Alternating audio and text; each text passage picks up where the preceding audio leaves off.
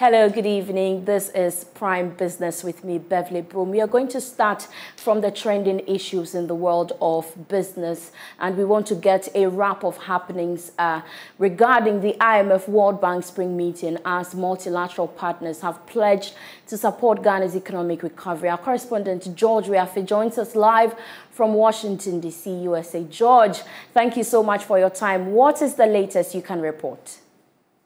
Well, the latest is that the investor engagement has ended.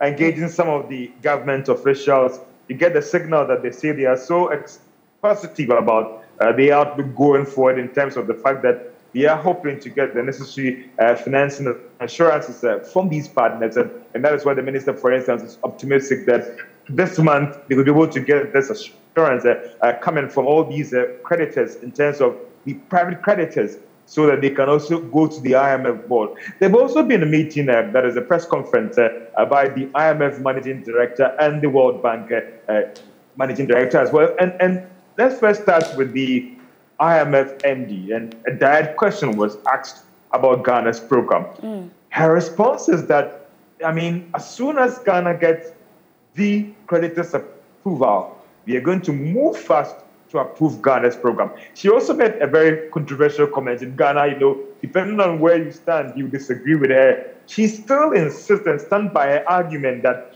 the current challenge that Ghana is facing can't not be solely put on domestic handling of the economy, but external issues as well. And she still insists that that is the reason why she is motivated to personally push to ensure that Ghana is able to get a program from the fund. And the argument or the assurance to Ghanaians is that as soon as Ghana closes that deal with creditors, the board will move swiftly to approve Ghana's program. George, but our finance minister, Ken Ofori-Atta, said that he's optimistic of us securing a deal by the end of May. But economists are casting doubt on his predictions. What do you have to say about that? Well, even before the minister's comments, we've also been doing our behind-the-scenes engagement as well with the IMF, the African department, and even some external investors. What then we had picked up, which Joy Business had already reported, was that a May program approval is possible. Maybe, for instance, if Ghana's program is ready today, they've done everything, and they've gone to the African department, it should take about 6 weeks for it to go through all the necessary departments, and then the request for a board approval.